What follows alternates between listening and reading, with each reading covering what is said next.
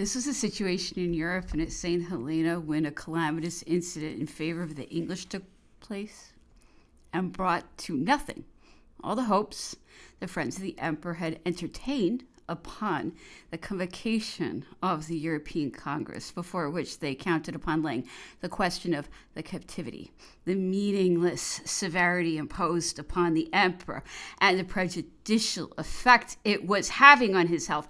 One of Napoleon's companions went post-haste from Longwood to give the lie to O'Meara's bulletins and to make Hudson Lowe's persecution justifiable on all accounts.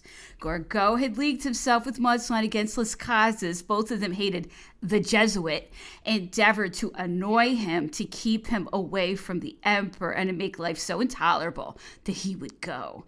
Las Casas went, and Gourgaud and Masson became attached to the emperor, but the comrades of yesterday became irreconcilably antagonistic. Gourgaud, who had fraternal feelings for Masson, now desired nothing better than to kill him. Everything associated with him became an object of envy and covetousness. The place which Masson occupied a table, the consideration he received, and the money Gourgaud suspected him of possessing in Europe, and above all, the preference the emperor showed to Madame de Montsalon for a game of chess, and the dishes served to the Montsalons when they did not dine with the emperor. Montsalon was an officer not to be compared with himself. His seniority of rank, actually of only a few days' standing, did not count, and for all this he held the emperor responsible. He showed his displeasure by his ill humor and sullenness, which soon developed into violent tempers and lack of respect. The emperor endeavored to calm him with a patience as admirable as it was foreign to him. He flattered him, cajoled him, and tried to make him laugh, and as Gourgaud complained without ceasing that his mother had no means, the emperor ordered an annual pension of 12,000 francs to be paid to Madame Gourgaud, revertible on her son. But on this same paper he made other recommendations, and Gourgaud, fearing that it might be confiscated and the pension take no effect, became terribly angry. Far from showing the emperor the least gratitude, he seemed from that moment deliberately to make his presence more intolerable to him.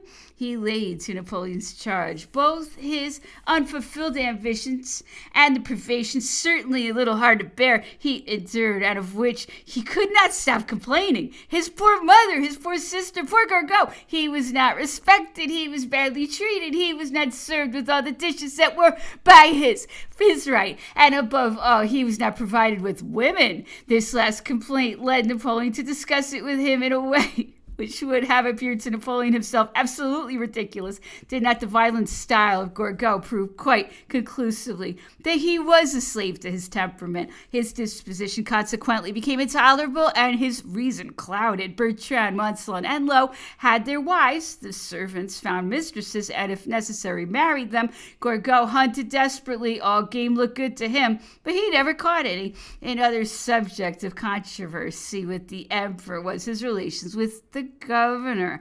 Gourgaud had taken care always to remain in terms of courteous regard with him, while Lowe considered Bertrand the man who aroused the emperor and urged him on no account to give way or permit a compromise. He hated him to such an extent that he constantly requested the authority to expel him from St. Helena, with Montholon, who at the moment was signing the letters the emperor sent. He was daggers drawn. With Gourgaud, everything was elegant politeness and gentility. Lowe had not insisted very strongly upon finding out if the Austrian botanist had brought Gourgaud anything besides a silk handkerchief from his people. He took pains to obtain the transit of Gourgaud's correspondence with his mother, and Gourgaud acknowledged these acts of kindness with a courteousness which could not fail to displease the emperor. He refused to modify his conduct and regarded Lowe as a superior and a man who ought to be served. The incident which induced Gourgaud to send a challenge to Montsalon was not very satisfactorily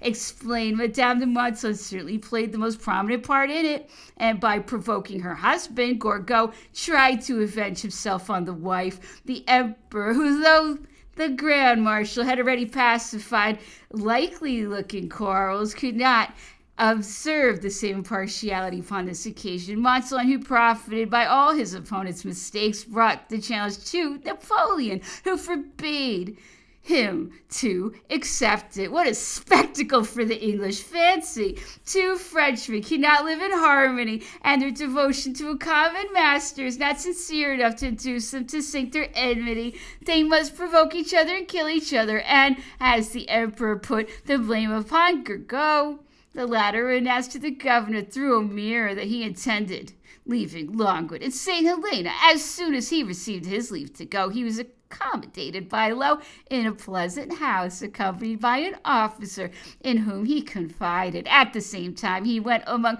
the foreign commissioners and received their hospitality, and finally became the governor's habitual guest, and to one and the other, to whomsoever cared to listen, he said the emperor was not ill, that he had never been, that his legs were no more swollen than usual, that he was perfectly lively, that he could escape if he liked, and nothing would be more simple. He spoke in a sort of delirium, a persistent delirium nevertheless, for he was to be just the same on board the boat, which was soon to take him to England, without calling at the Cape, the same before the Under-Secretary of State, Monsieur Goulburn, and the French ambassador, the Marquis d'Osmond, so much so that Gourgaud entertained the hope of reinstatement in the royal army with his post-Waterloo rank. When he realized his mistake and his old comrades did not let him forget it, he issued a manuscript on a campaign of 1815, which he had brought from St. Helena,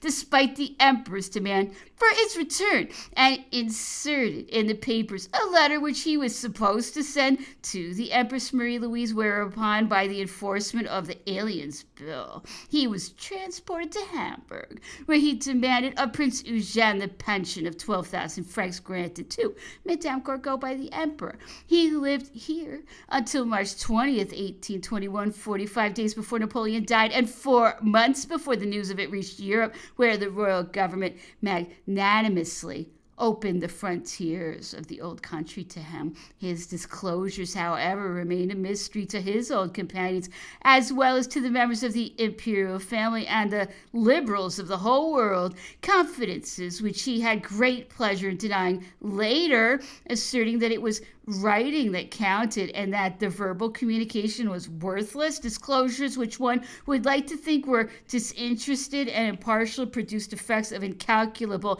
importance upon the prisoner. Thanks to them, the bonds of his captivity were tightened, and all hope was eliminated of any possible amelioration of his lot. Since his arrival at Frankfurt on December 11th, 1817, Las Casas had busied himself with incredible activity. With the chief reason for his leaving St. Helena, he had sent letters, which were in essence oratorical compositions, to all the people whom he thought could be stirred by the existence of Napoleon. There were communications and usefulness of which it is difficult to conceive for Marie-Louise Metternich and the Emperor of Russia, for Lord Bathurst and other English ministers. There were petitions, too, to English Parliament, then an interminable correspondence with the Emperor's relatives and with multitudes of people who might be presumed willing to further his cause. There was no mention of the letters by means of which he gave the Grand Marshal news of the family, utilizing official channels with the necessary precautions, although rendered in a rather unpleasant style due to a pretension to eloquence and an endeavor to be awe-inspiring. Las Casas' effort was nonetheless meritorious, and if it did not produce all the results its author had hoped, he could at least delude himself that he instilled into public opinion an animation of which other indications than those related by him gave evidence. And so the middle of 1818 was reached, and the Congress was to be held in the autumn